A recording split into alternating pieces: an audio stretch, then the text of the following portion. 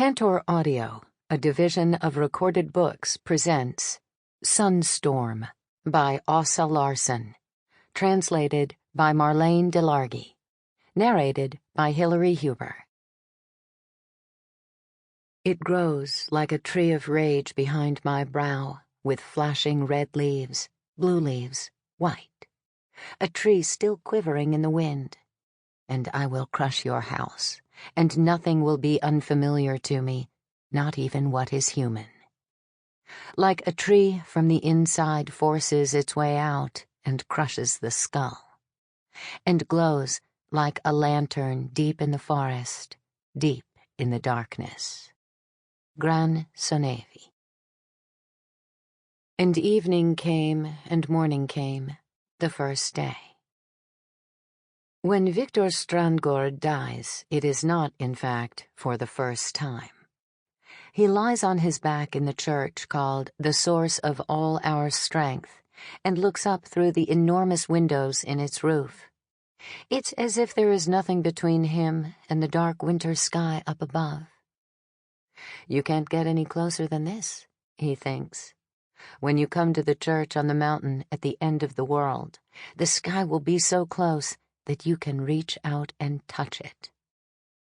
The aurora borealis twists and turns like a dragon in the night sky. Stars and planets are compelled to give way to her, this great miracle of shimmering light, as she makes her unhurried way across the vault of heaven. Victor Strandgård follows her progress with his eyes. I wonder if she sings, he thinks, like a lonely whale beneath the sea. And as if his thoughts have touched her, she stops for a second, breaks her endless journey, contemplates Victor Strandgård with her cold winter eyes. Because he is as beautiful as an icon lying there, to tell the truth, with the dark blood like a halo round his long, fair St. Lucia hair. He can't feel his legs anymore. He is getting drowsy.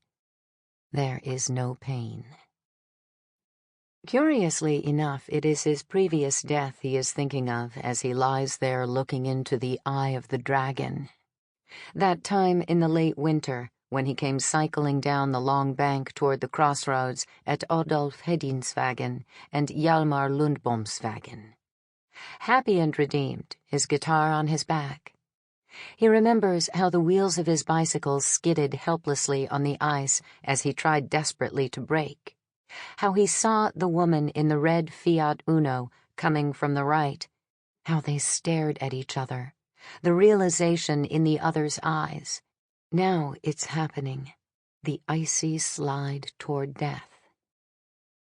With that picture in his mind's eye, Victor Strandgård dies for the second time in his life. Footsteps approach, but he doesn't hear them. His eyes do not have to see the gleam of the knife once again. His body lies like an empty shell on the floor of the church. It is stabbed over and over again. And the dragon resumes her journey across the heavens, unmoved. Monday, February 17th. Rebecka Martinsson was woken by her own sharp intake of breath as fear stabbed through her body. She opened her eyes to darkness.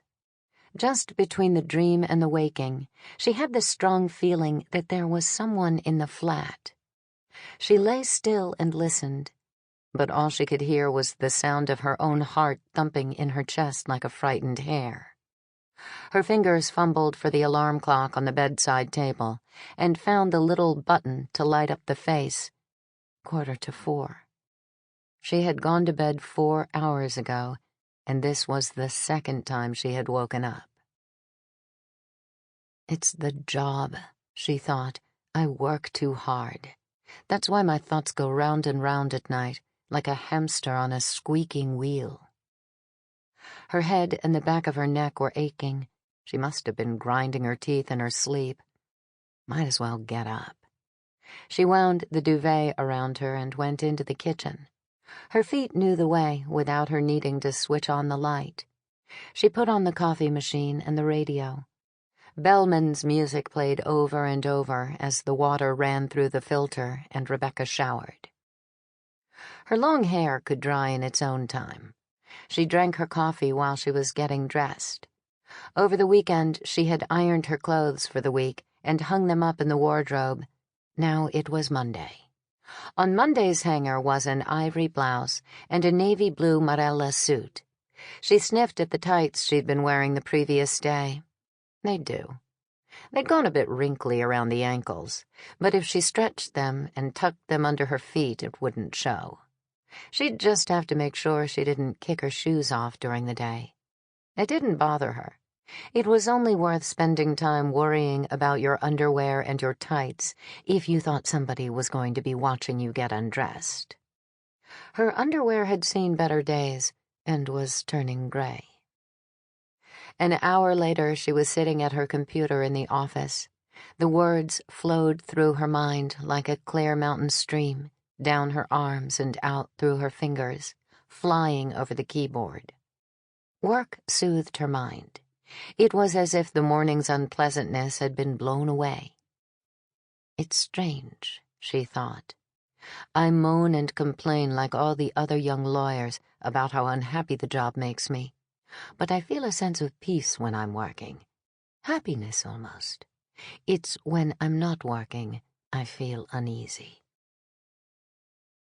The light from the street below forced its way with difficulty through the tall barred windows.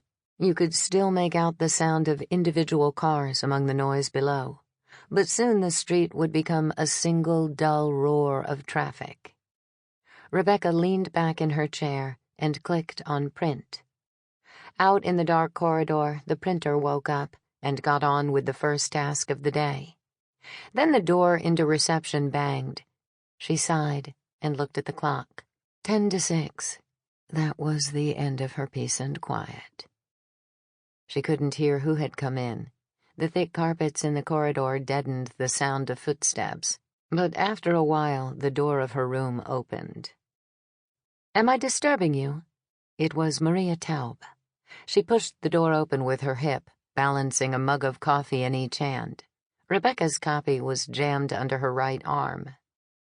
Both women were newly qualified lawyers with special responsibility for tax laws, working for Mayer and Ditzinger.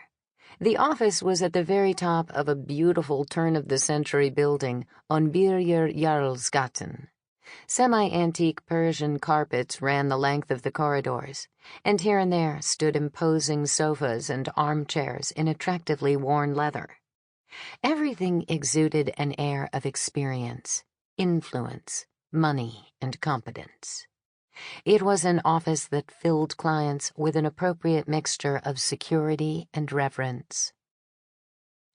"By the time you die, you must be so tired you hope there won't be any sort of afterlife," said Maria, and put a mug of coffee on Rebecca's desk. "But of course that won't apply to you, Maggie Thatcher. What time did you get here this morning? Or haven't you been home at all?"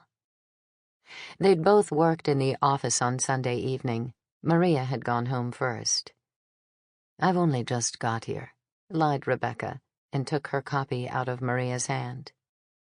Maria sank down into the armchair provided for visitors, kicked off her ridiculously expensive leather shoes, and drew her legs up under her body. "Terrible weather," she said.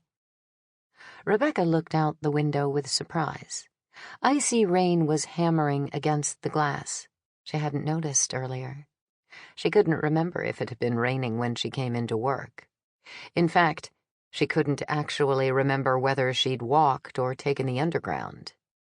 She gazed in a trance at the rain pouring down the glass as it beat an icy tattoo. Winter in Stockholm, she thought. It's hardly surprising that you shut down your brain when you're outside. It's different up at home. The blue shining midwinter twilight, the snow crunching under your feet, or the early spring when you've skied along the river from grandmother's house in Kuravara to the cabin in Jikajärvi, and you sit down and rest on the first patch of clear ground where the snow has melted under a pine tree. The tree bark glows like red copper in the sun. The snow sighs with exhaustion, collapsing in the warmth. Coffee, an orange, sandwiches in your rucksack. The sound of Maria's voice drew her back. Her thoughts scrabbled and tried to escape, but she pulled herself together and met her colleague's raised eyebrows. "Hello. I asked if you were going to listen to the news." "Yes, of course." Rebecca leaned back in her chair and stretched out her arm to the radio on the windowsill. Lord, she's thin, thought Maria, looking at her colleague's ribcage as it protruded from under her jacket. You could play a tune on those ribs. Rebecca turned the radio up, and both women sat with their coffee cups cradled between their hands, heads bowed as if in prayer. Maria blinked. It felt as if something were scratching her tired eyes. Today she had to finish the appeal for the county court in the Stenman case. Mons would kill her if she asked him for more time. She felt a burning pain in her midriff. No more coffee before lunch. You sat here like a princess in a tower, day and night, evenings and weekends, in this oh-so-charming office, with all its bloody traditions that could go to hell, and all the pissed-up partners looking straight through your blouse, while outside, life just carried on without you. You didn't know whether you wanted to cry or start a revolution, but all you could actually manage was to drag yourself home to the TV and pass out in front of its soothing, flickering screen. It's 6 o'clock, and here are the morning headlines. A well-known religious leader around the age of 30 was found murdered early this morning in the church of the Source of All Our Strength in Kiruna. The police in Kiruna are not prepared to make a statement about the murder at this stage, but during the morning they have revealed that no one has been detained so far, and the murder weapon has not yet been found. A new study shows that more and more communities are ignoring their obligations, according to social services. Rebecca swung her chair round so quickly that she banged her hand on the windowsill. She turned the radio off with a crash, and at the same time managed to spill coffee on her knee. "Victor," she exclaimed. "It has to be him." Maria looked at her with surprise. "Victor Strandgård? The Paradise Boy? Did you know him?"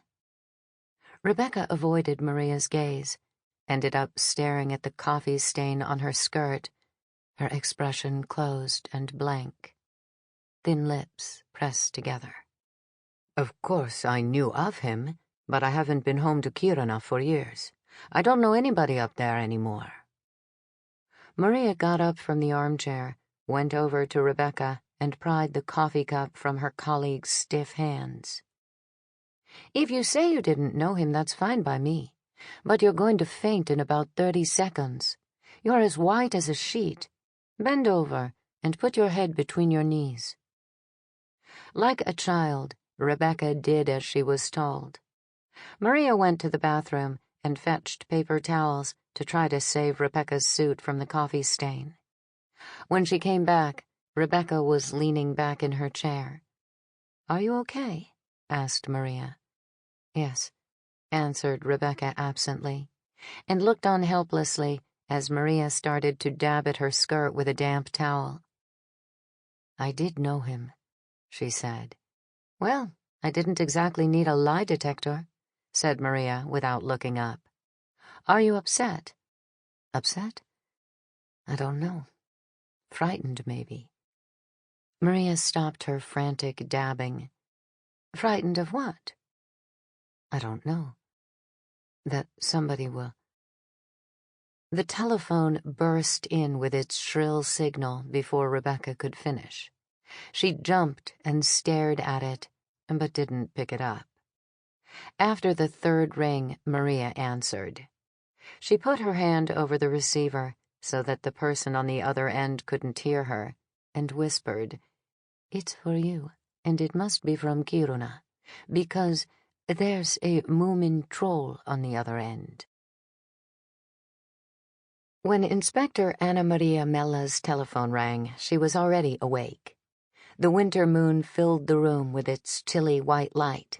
The birch trees outside the window drew blue shadow pictures on the walls with their bent and aching limbs.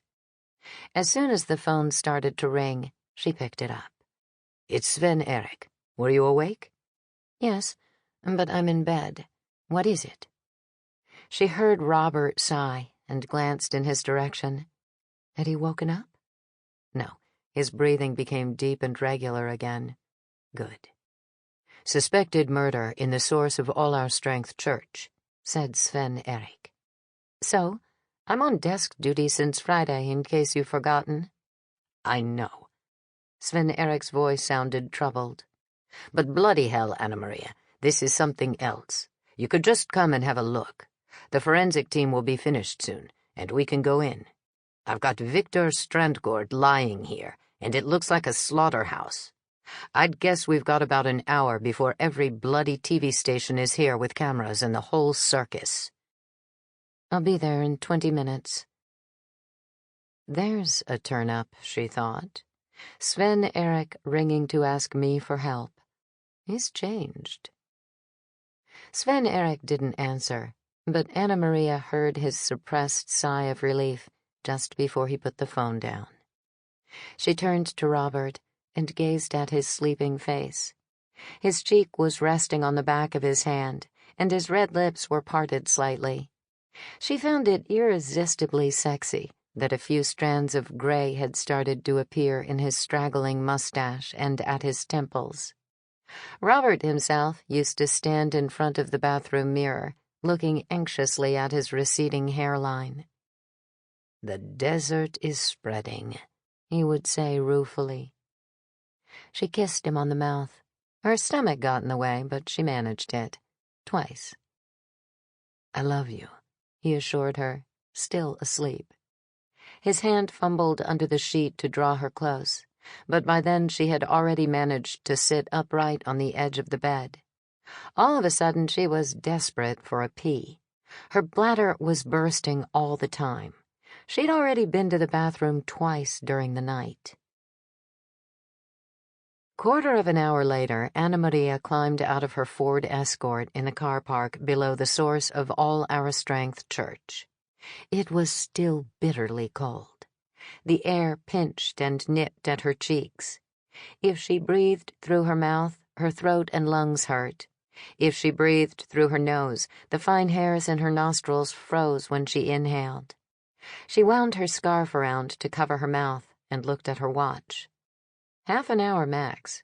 Any longer, and the car wouldn't start.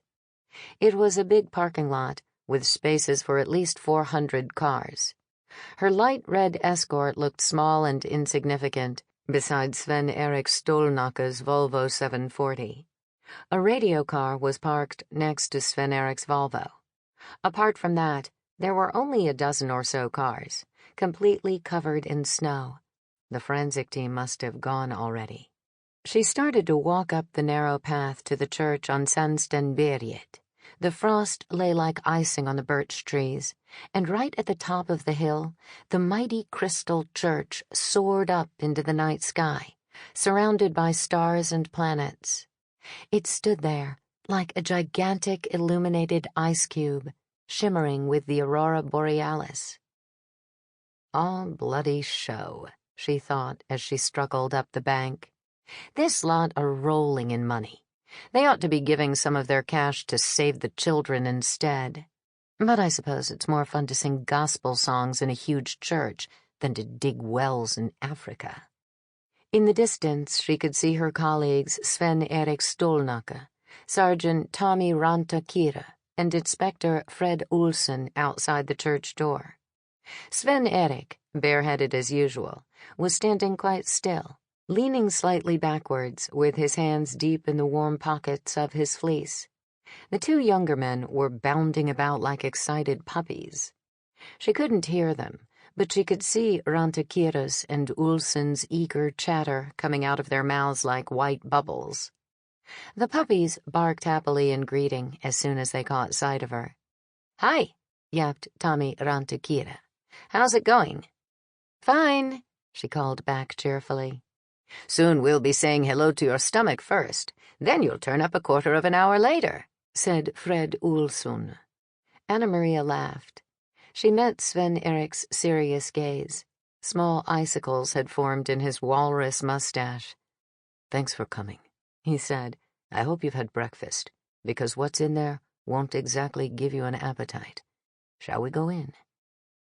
"Do you want us to wait for you?" Fred Olsson was stamping his feet up and down in the snow. He was looking from Sven-Erik to Anna Maria and back again. Sven-Erik was supposed to be taking over during Anna Maria's leave, so technically he was in charge now. But since Anna Maria was here as well, it was a bit difficult to know who was making the decisions.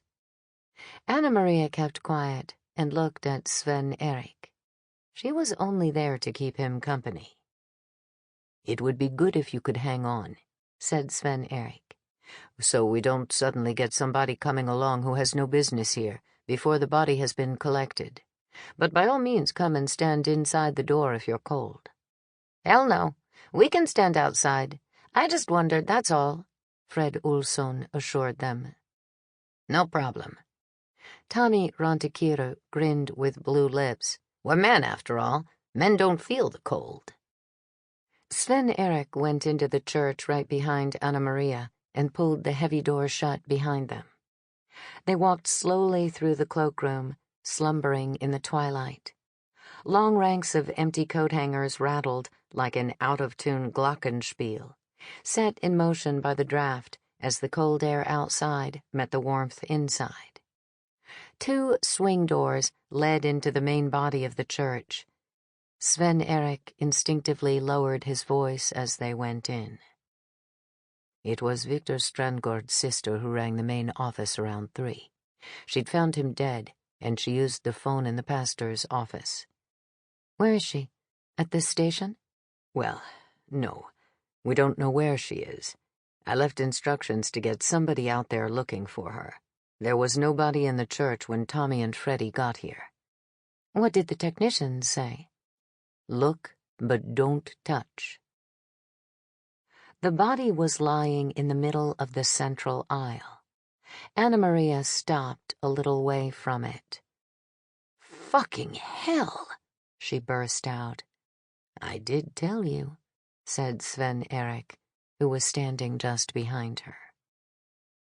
Anna Maria pulled a little tape recorder from the inside pocket of her jacket. She hesitated for a moment.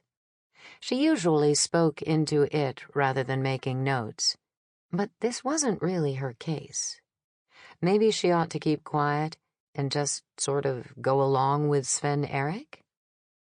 "Don't go making everything so complicated," she told herself, and switched on the tape recorder without even looking at her colleague. "The time is 5:35, she said into the microphone. "It is the 17th of February. I'm standing in the source of All Our Strength Church and looking at someone who, as far as we know at the moment, is Victor Strandgård, generally known as the Paradise Boy. The dead man is lying in the middle of the aisle. He appears to have been well and truly slit open, because he absolutely stinks, and the carpet beneath the body is wet. This wetness is presumably blood, but it's a little difficult to tell because he is lying on a red carpet. His clothes are also covered in blood, and it isn't possible to see very much of the wound in his stomach. It does seem, however, that some of his intestines are protruding, but the doctor can confirm that later. He's wearing jeans and a jumper. The soles of his shoes are dry, and the carpet under his shoes is not wet. His eyes have been gouged out." Anna Maria broke off and switched off the tape recorder. She moved round the body and bent over the face. She had been about to say that he made a beautiful corpse, but there were limits to what she could think aloud in front of Sven-Erik. The man's face made her think of King Oedipus. She had seen the play on video at school. At the time, she hadn't been particularly affected by the scene where he put out his own eyes, but now the image came back to her with remarkable clarity. She needed to pee again, and she mustn't forget about the car. Best get going. She switched on the tape recorder again. The eyes have been gouged out, and the long hair is covered in blood. There must be a wound to the back of the head. There is a cut on the right of the neck, but no bleeding, and the hands are missing. Anna Maria turned inquiringly to Sven-Erik, who was pointing toward the rows of chairs. She bent down with difficulty and looked along the floor among the chairs. Oh, I see. One hand is lying 3 meters away under the chairs. But where's the other? Sven-Erik shrugged. None of the chairs has been overturned, she continued. There are no indications of a struggle. What do you think, Sven-Erik? No, replied Sven-Erik, who disliked speaking into the tape recorder. Who took the photos? Simon Larsson. Good, she thought. That meant they would have good pictures. Otherwise, the church is tidy, she went on. This is the first time I've been in here. There are hundreds of frosted lamps along those sections of the walls that are not made of glass bricks. How high would it be? Must be more than 10 meters. Huge windows in the roof. Blue chairs in rows, straight as a die. How many people would fit in here? 2,000? Plus the pulpit, said Sven-Erik. He wandered round and allowed his gaze to sweep over every surface like a vacuum cleaner. Anna Maria turned and looked at the pulpit towering behind her. The organ pipes soared upward and met their own reflection in the windows and the roof. It was an impressive sight. There isn't really very much more to add, said Anna Maria hesitantly, as if some idea might work its way up from her subconscious and creep out through a gap in the syllables as she spoke.